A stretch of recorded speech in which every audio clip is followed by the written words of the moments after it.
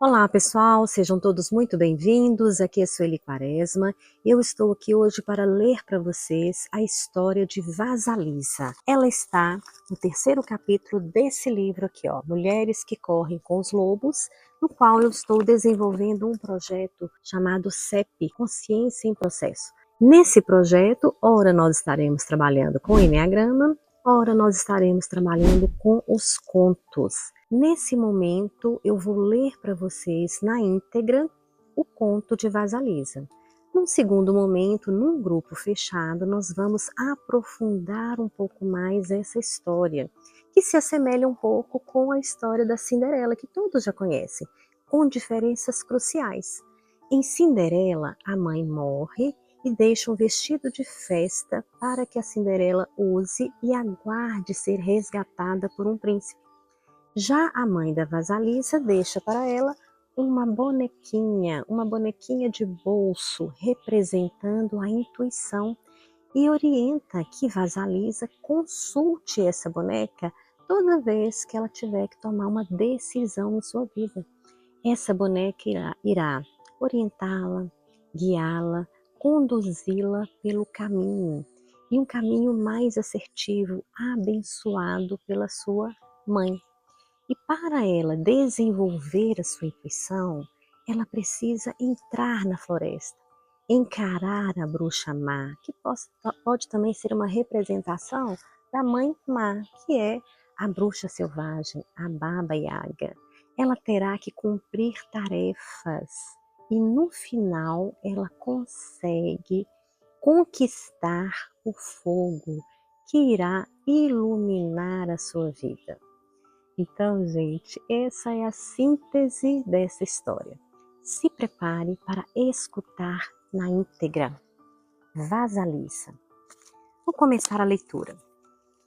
Era uma vez, e não era uma vez, uma jovem mãe que jazia no seu leito de morte, com o rosto pálido como as rosas brancas de cera na sacristia da igreja dali de perto. Sua filhinha e seu marido estavam sentados aos pés da sua velha cama de madeira e oravam para que Deus a conduzisse em segurança até o outro lado do mundo. A mãe moribunda chamou Vasalisa e a criança, de botas vermelhas e avental branco, ajoelhou-se ao lado da mãe. Essa boneca é para você, meu amor, sussurrou a mãe, e da coberta felpuda ela tirou uma bonequinha minúscula, como a própria Vasalisa, que também usava botas vermelhas, avental branco, saia preta e colete todo bordado com linha colorida. A minha é um pouquinho diferente, tá, gente? Mas é só uma representação de uma boneca de bolso. E a mãe disse: essas são as minhas últimas palavras, querida. Se você se perder ou precisar de ajuda, pergunte à boneca o que fazer. Você receberá ajuda. Guarde sempre a boneca. Não fale a ninguém sobre ela. Dê-lhe de comer quando ela estiver com fome. Essa é a minha promessa de mãe para você, minha bênção querida. Com essas palavras, a respiração da mãe mergulhou nas profundezas do seu corpo, onde recolheu sua alma, e saiu correndo pelos lábios, e a mãe morreu. A criança e o pai choraram sua morte por muito tempo. No entanto, como campo arrasado pela guerra, a vida do pai voltou a verdejar por entre sulcos e ele desposou uma viúva com 2 filhas. Embora a nova madrasta e suas filhas fossem gentis e sorrissem como damas, havia algo de corrosivo por trás dos sorrisos que o pai de Vasalisa não percebia. Realmente, quando as 3 estavam sozinhas com Vasalisa, elas a atormentavam, forçavam-lhe a lhe servir de criada, mandavam-na a cortar lenha para que sua pele delicada se ferisse. Elas a detestavam porque Vasalisa tinha uma doçura que não parecia desse mundo.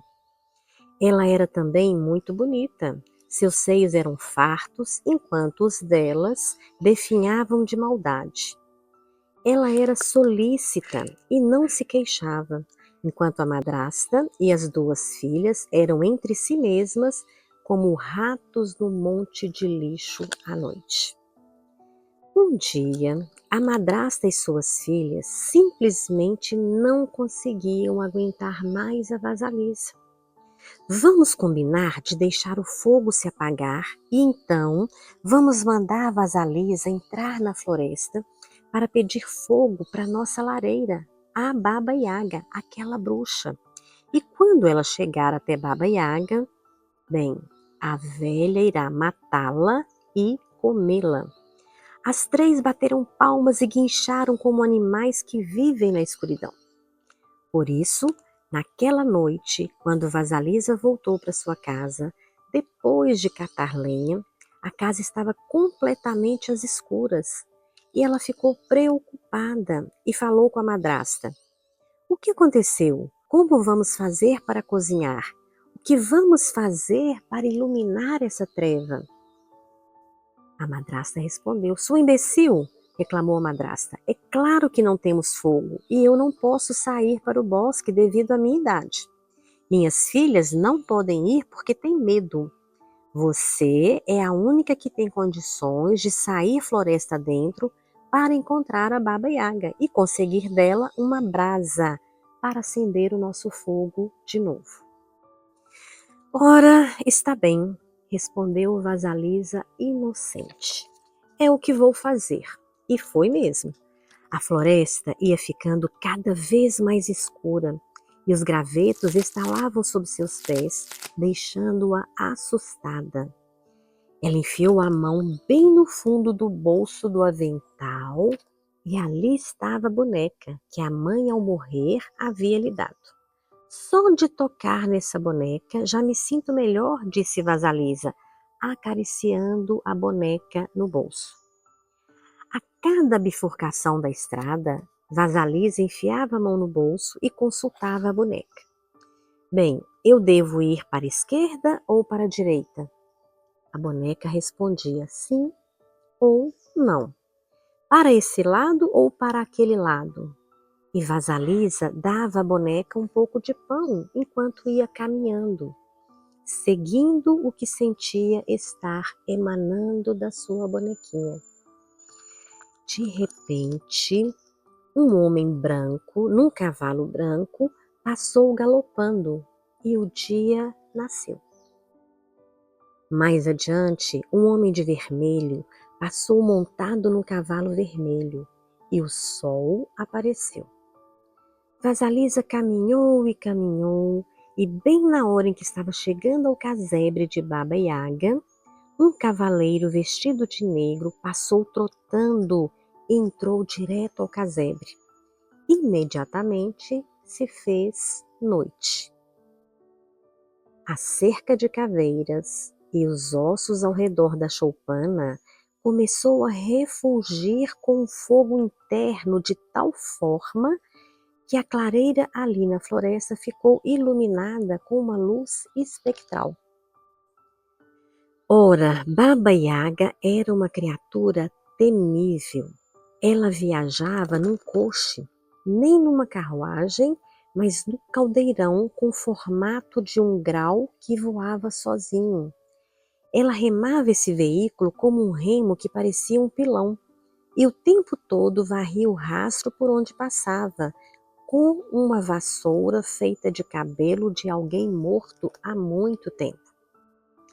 E o caldeirão veio voando pelo céu com o próprio cabelo sebento da Baba Yaga na esteira. Seu queixo comprido era curvado para cima e seu longo nariz era curvado para baixo, de modo que os dois se encontravam a meio do caminho. Baba Yaga tinha um ínfimo cavanhaque branco e verrugas na pele, adquirida de contatos com os sapos. Suas unhas, manchadas de marrom, eram grossas e estriadas como telhados e tão compridas e recurvas que ela não conseguia fechar a mão. Ainda mais estranha era a casa de Baba Yaga.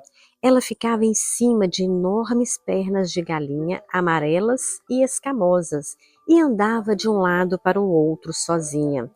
Ela às vezes girava e girava como uma bailarina em transe. As cavilhas nas portas e janelas eram feitas de dedos humanos, das mãos e dos pés. E a tranca da porta da frente era um focinho com muitos dentes pontiagudos. Vasalisa mais uma vez consultou a sua bonequinha. É essa a casa que procuramos? E a boneca, a seu modo, respondeu: é essa a casa que procuramos. E antes que ela pudesse dar mais um passo, Baba Yaga, no seu caldeirão, desceu sobre Vasalisa aos gritos: O que você quer? A menina respondeu: Vovó, vim apanhar fogo. Ela estava tremendo. Tá muito frio na minha casa. O meu pessoal vai morrer. Preciso de fogo. Ah, sei, retrucou Baba Yaga rabugenta. Conheço você e o seu pessoal. Bem, criança inútil, você deixou o fogo se apagar, o que é muita imprudência. Além do mais, o que a fez pensar que eu lhe daria a chama? Porque eu estou pedindo, respondeu rápido Vasalisa, depois de consultar a sua bonequinha. Você tem sorte, ronronou Baba Yaga. Essa é a resposta certa. E Vasalisa se sentiu com muita sorte por ter acertado a resposta. Baba Yaga, porém, ameaçou. Não há a menor possibilidade de eu lhe dar o fogo antes de você fazer algum trabalho para mim. Se você realizar as tarefas, receberá o fogo. Se não, e nesse momento, Vasalisa viu que os olhos da Baba Yaga de repente se transformaram em brasas. Se não, minha filha, você morrerá. E assim, Baba Yaga entrou pesadamente no casebre, deitou-se na cama e mandou que Vasalisa lhe trouxesse a comida que estava no forno. No forno havia comida suficiente para 10 pessoas. E a Baba Yaga comeu tudo, deixando uma pequena migalha e um dedal de sopa para Vasalisa. Lave minha roupa, varra a casa e o quintal, prepare minha comida, separe o milho mofado do milho bom e certifique-se de que tudo está em ordem. Eu volto mais tarde para inspecionar o seu trabalho.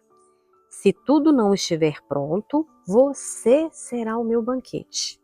E com isso, a Baba Yaga partiu voando no seu caldeirão, com o nariz lhe servindo de biruta e o cabelo de vela. E anoiteceu novamente. Vasalisa voltou-se para a boneca e disse assim: O que vou fazer? Vou conseguir cumprir as tarefas a qual a bruxa me ordenou? Farei tudo isso a tempo? A boneca disse que sim e recomendou que ela comesse algo e fosse dormir. Vasalisa deu algo de comer à boneca e também adormeceu. Pela manhã, a boneca havia feito todo o trabalho e só faltava preparar a refeição. À noite, a Yaga voltou e não encontrou nada a fazer. Satisfeita, de certo modo, mas irritada por não conseguir encontrar nenhuma falha, Baba Yaga zombou de Vasalisa. Você é uma menina de sorte. Ela então convocou seus fiéis criados para moer o milho e 3 pares de mão apareceram em pleno ar e começaram a raspar e esmagar o milho. Os resíduos pairavam no ar como uma neve dourada. E finalmente o serviço terminou e Baba Yaga se sentou para comer. Comeu horas a fio e deu ordens a Vasalisa para que no dia seguinte limpasse a casa, varresse o quintal e lavasse a roupa. Naquele monte de estrume, disse a Baba Yaga, apontando para um enorme monte de estrume no quintal. Pois bem, naquele monte de estrume há muitas sementes de papoula, milhões de sementes de papoula.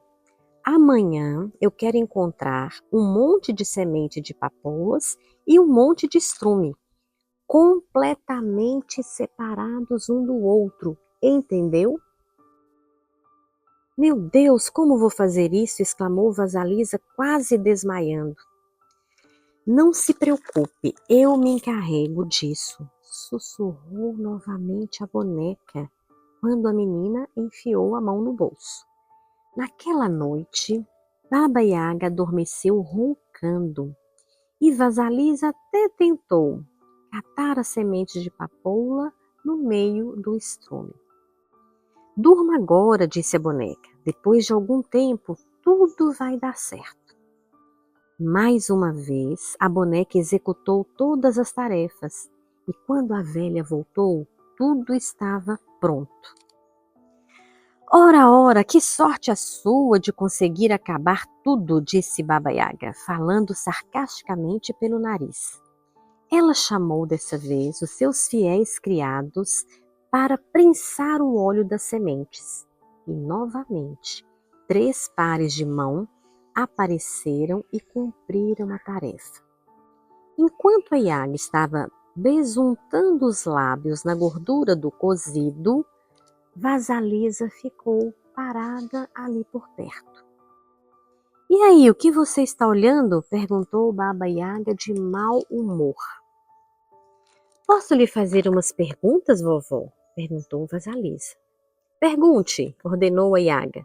Mas lembre-se, saber demais envelhece as pessoas antes do tempo. E Vasalisa perguntou.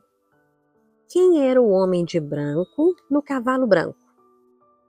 Ah, respondeu Yaga com carinho. Esse primeiro aí é o meu dia. E o homem de vermelho no cavalo vermelho? Ah, esse aí é o meu sol nascente. Ah, sim. E o homem de negro no cavalo negro?